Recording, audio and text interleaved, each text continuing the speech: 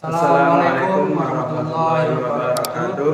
Pada kesempatan kali ini kami akan membahas tentang pengertian sistem operasi, fungsi sistem operasi, kemudian jenis dan tujuan sistem operasi.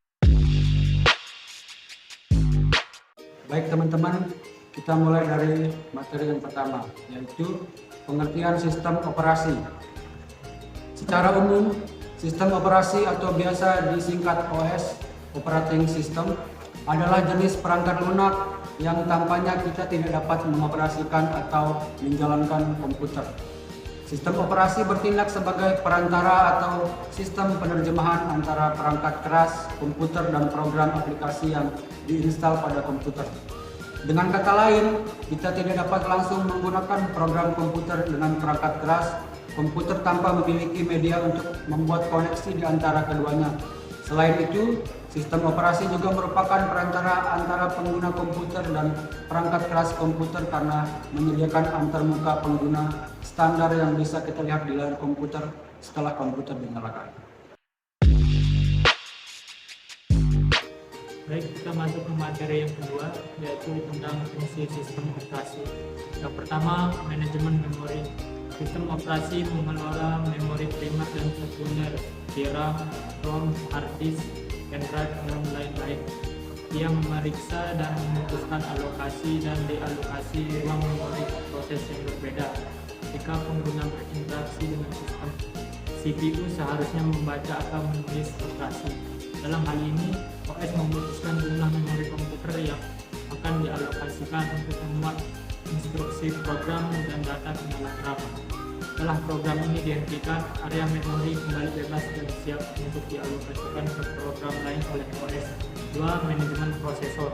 Sistem operasi memfasilitasi manajemen prosesor, di mana ia memutuskan urutan proses untuk mengakses prosesor serta memutuskan waktu pemrosesan yang akan dialokasikan untuk setiap proses.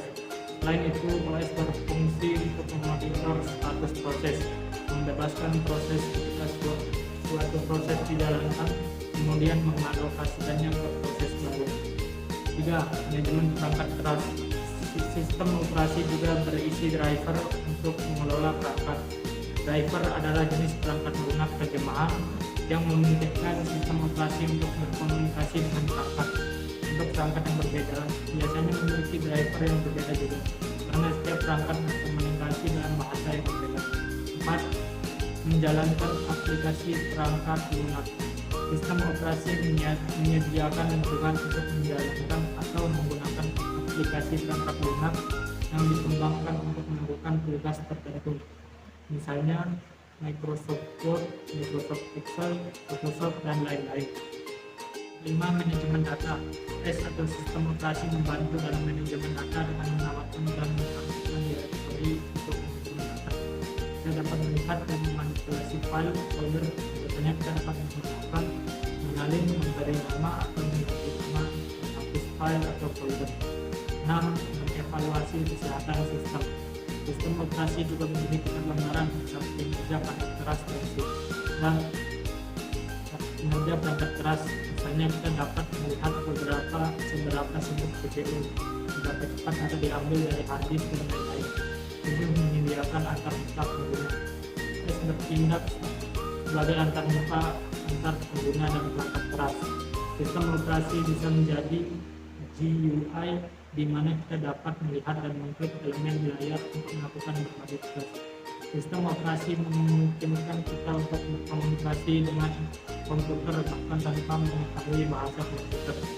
Yang kedelapan, manajemen 1.0. Sistem operasi mengelola perangkat input-output dan membuat proses 1.0 lancar dan efektif. Misalnya OS menerima input yang diberikan oleh pengguna melalui perangkat input dan menyimpannya di memori utama.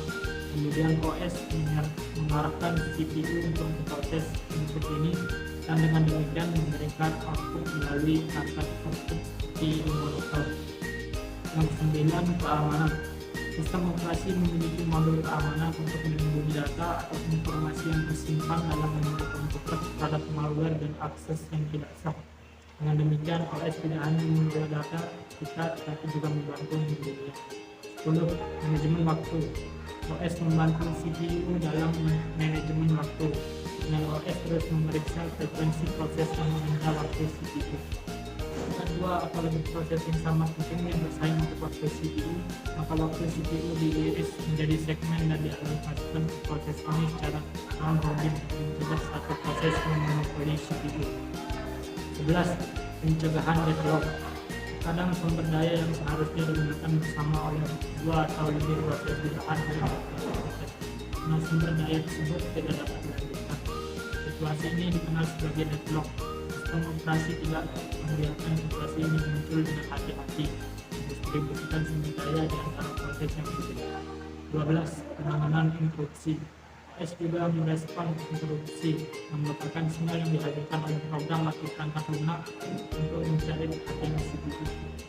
OS memeriksa prioritas interupsi, dan jika dirasa lebih penting daripada proses yang sedang berjalan, maka OS menghentikan eksekusi proses saat ini dan mempertahankan keadaan CPU, kemudian mengeksekusi proses yang diminta.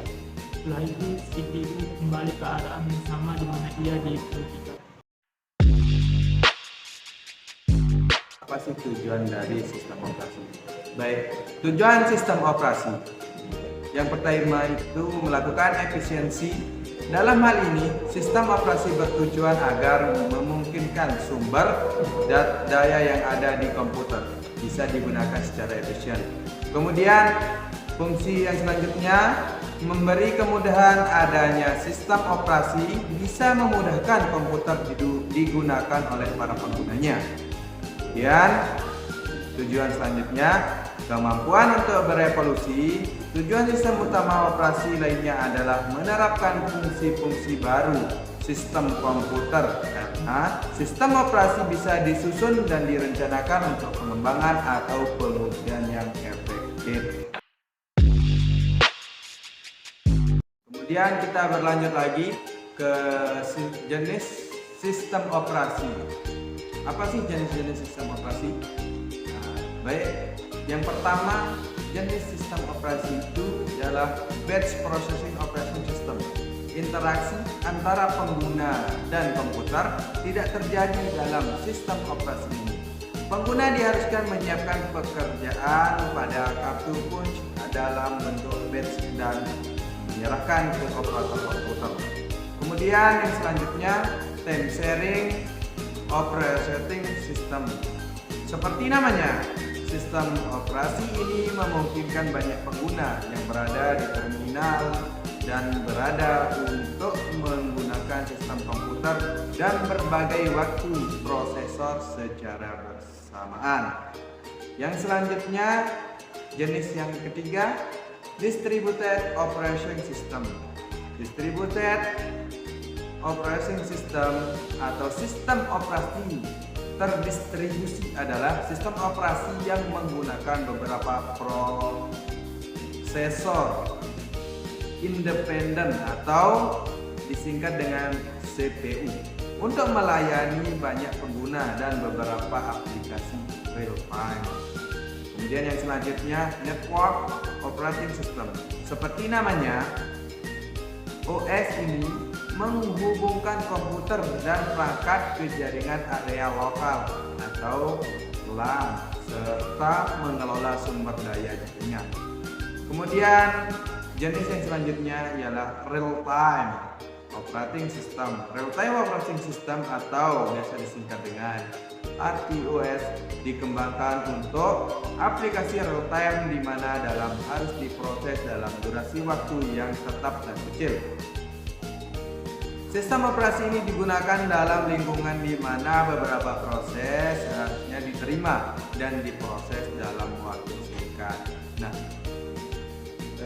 itulah beberapa penjelasan dari atau beberapa pembahasan secara singkat dari sistem operasi.